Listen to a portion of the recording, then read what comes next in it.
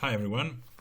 Once you see this error message and click on the tutorial, you should end up at this video that I'm making to try and explain the problem that we've run into here.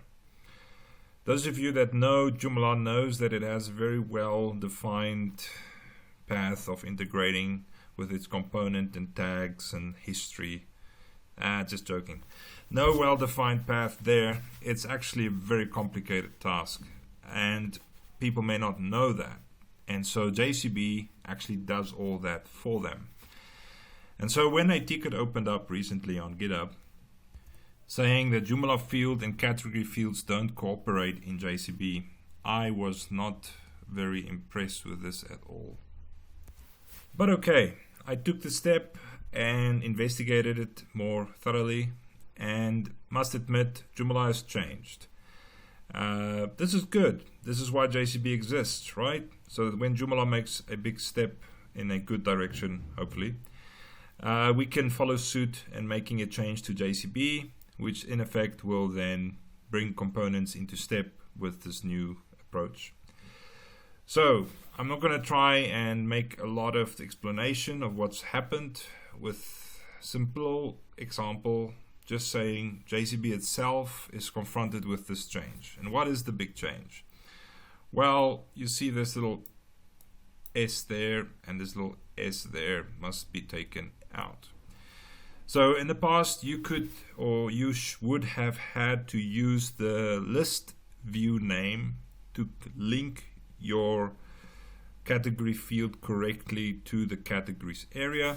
And eventually it became that you could use both. That means the list view name as well as the singular view name. And both would work. And eventually it still actually is there. It still works with both. But some areas of Joomla, for example,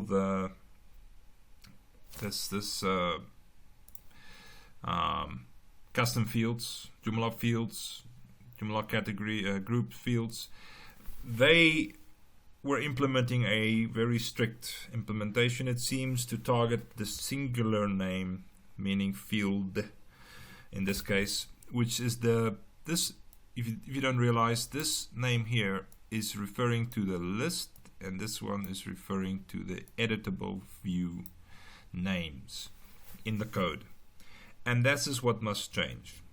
But for this to change, it's no small effect. It's actually a very big thing. So if you took this message and just clicked on opening the field and actually made the change, that will fix the problem, yes, for your component. But if your component has already been shipped, like JCB has, like Simon Distributor has, and many others of my components, you need to do a little bit more, and you need to add some more custom scripting to your component to fix the problem. Otherwise, clients who are using your component will suddenly find their categories just missing. They won't know where it's gone, they will be angry. And so to prevent them from being angry, we're going to try and mitigate this as best we know. So let's look at this. So when you open your component, it has an area where you can add install instructions. So we have an area called Preflight Update. You need to add script to the Preflight Update area. Now JCB already has a lot of script here, and so I've moved most of it to a custom code snippet. And so what you'll be seeing me showing you is simply the script, the PHP script that should go here. Now, there are some I would say, choices and how to target specific versions of your component, which is a bit beyond the scope of what I'm trying to fix here, but I'll show you it anyway. So please apology for those who know how to do that. So I'm going to open this custom script from here, clicking on this link. So now we can see that we have JLoader register, and we're pulling in the helper component because we want to actually use some of its functions. and one of those functions is the manifest file. We want to get the manifest file and then actually check that our version has a dot in it. Then we want to explode this version, and so that we can use it to determine on which version we are. So here I was targeting versions less than 2.5, for example.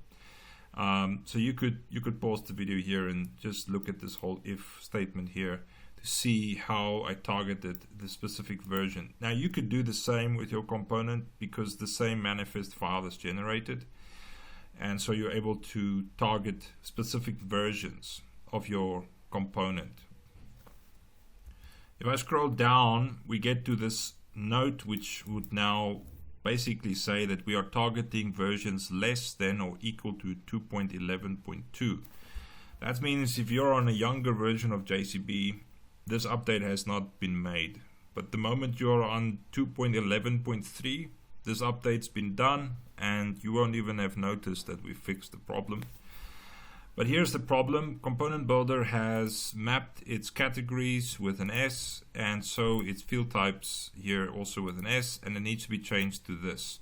So this is the little array. I'll post a link as well at the end where you can find this script if you want to adapt it for your own implementation.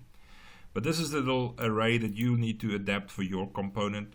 So going back to our error message, you see in our error message there is fields and there is field and there is types and there is type. And so I basically just copied it over here. And that's all you need to do to use this script. The rest you don't need to change. I'm going to give you a link, like I said, to the whole script. You don't need to change it unless you think it can be improved, and then please make a little note there so I could also do the same for everyone else. And so over here we have the fixed tables. These are all the tables where categories integration for any component needs to be mapped into, depending obviously on various settings in your component, whether you have tags and so forth, whether you have history, also in all these kind of things. If you allow history in your component and you have tags, these are all the mappings that should be checked. So the content types table must be checked. The content type tag map table must be checked. The UCM content table must be checked. And of course the categories table must be checked. And it must be checked on these keys and with the return set of these IDs. We now again have another fixed category custom code snippet. I like to split it up so I can work on it without going into the main file all the time. But I'm going to give you a link to the whole set of code set out nicely in one, so you don't need to jump through a GUI to find it. But for me to edit that part of the code, I simply go up here and click on this link, fix categories naming. So here we are in that file, and it has a simple two for each loops, one looping through the categories and the other through the tables. Basically querying to get the ID values from that table on the set where relationship, and if there is values, then we actually get to the fixed category naming. So it's again another level in the custom code relationship.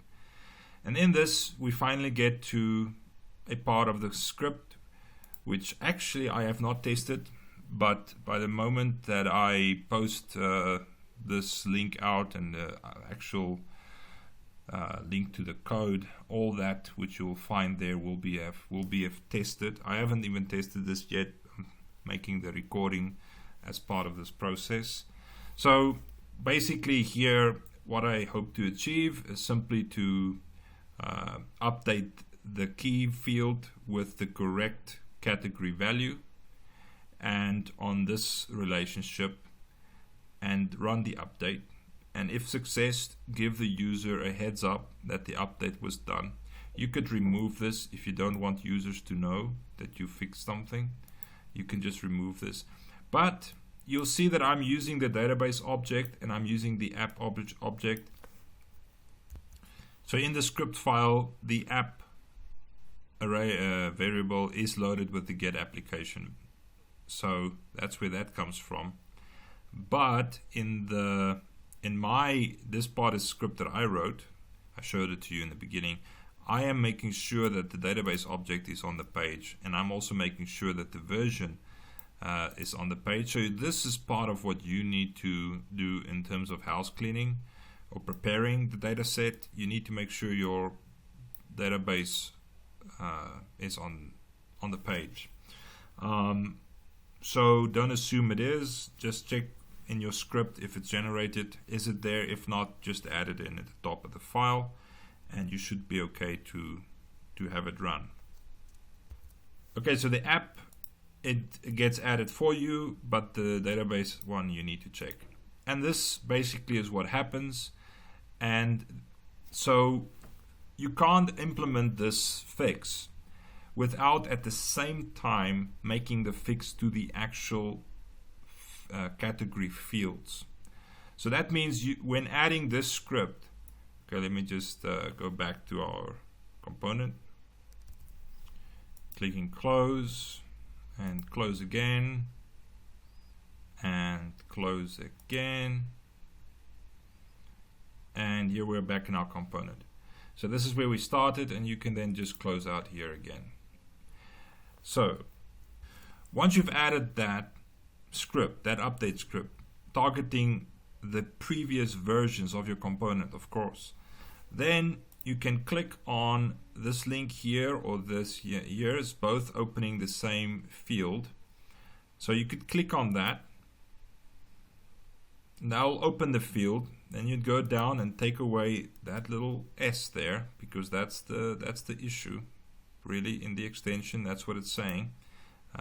Match the extension value in the field must be changed to. Okay, so that's what we just did. And then save and close.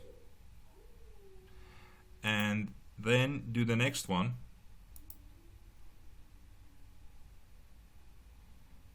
And again, take away the S, save and close. And at this point, your component, if you've added the script to update the database, and you've now changed the fields to without the actual list view name, then you compile your component again, and then these errors should not show.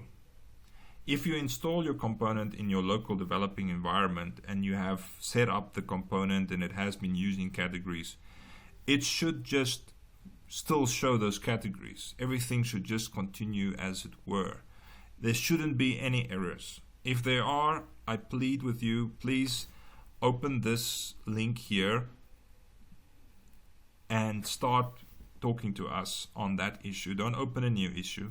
Start talking to us on the 561 issue on GitHub, so we can keep this together in one place. And if I need to delete this video, make a new one, adapt the script, then we can all do it together and make sure no one gets, confused at the path of fixing this problem. Now, if any of you get to see this tutorial and you have a better perspective on how to solve this, I'm always open for more information. I have tried to achieve this with the least of pain. I could have written a script that now starts tracking the category extension value, and if it's changed, writes the necessary script. But all this automation is often what people miss, what's happening underneath in JCB, and has also caused headaches from my experience. So trying to take all of you with me on this journey in fixing this issue probably is the better approach. Anyway, that is it. I'm going to run this update now, compiling it again, and see what's the outcome. So first I'm going to click here, clear the temporary folder. Then I'm going to select that component to compile it again after having obviously made the changes to the files like you saw me do. And then compile. Okay, so the errors are gone and it looks ready to install. I'm gonna click on that install the component button and see that it moves all the categories for us. Before I do though, I want to show you that I've just got two categories. I don't really use the fields categories and the field type categories actually, but many others use it to combine their component fields together. So if they want to be able to sort through the fields and only see the component fields, they actually make a component category to do that. So I would go here and say new and give it like component name, save and close. So that'd be a category, and then when they create a field, they can actually go and select that component's name as the category. That does not limit the field to being used to only that component. It just helps with sorting it later. So if you save and close and then scroll down and select that category, it actually helps you see only that component's fields. So that's a very useful function. I've seen many do that. I don't do that though. I've got another workflow. But here's the thing. We want to now run this update that we just created. That's going to fix our category implementation. As you can see here currently, it's aiming at the fields S. The same being true with the field types. It's also aiming at the fields S. So let's do it. Well, it worked. So you should get these notices when the updates were successful. Basically saying that the contents type alias from fields category to field category. And so the same was done with the extension area for the fields and for the field types. So these two are saying the field types have been fixed, and these two say that the fields in relation to JCB's fields category and field types category. So let's see if it still shows its data as it did before. Yes, it actually does. And if I look at the URL now, we see that it actually now uses the field without the S. And even if I hold it over there at the bottom, you see it shows the field without the S. And it still shows those components. The same be true with field types. If we go there, it's also still working. The field type without the S, and even if I open this and save and close, all is working as expected. But now let's go to fields and see if my category is still linked to my field. Indeed it is. If I open here, you see that the field is still looking correct. And so if I open the field and I look here, I see my category still show up as expected. Great. So the update worked. Thank you very much. Now let me share with you the link where you can find this script. So I basically just created it, fixed categories issue, added the loader script to check your version here. Here's the version. So this is an area you must change to make sure you target the correct version of your component. And then these two, if you don't have more than one category, you just have one, then you only add one, you remove this part then. Okay, and you just add your values here, including obviously the correct option there. And the rest of the script you should leave as is. It should just work the way it is. This is the whole script. Well, this is the fix and the full scope of this little change of JCB helping you integrating your component categories correctly. Thank you for watching.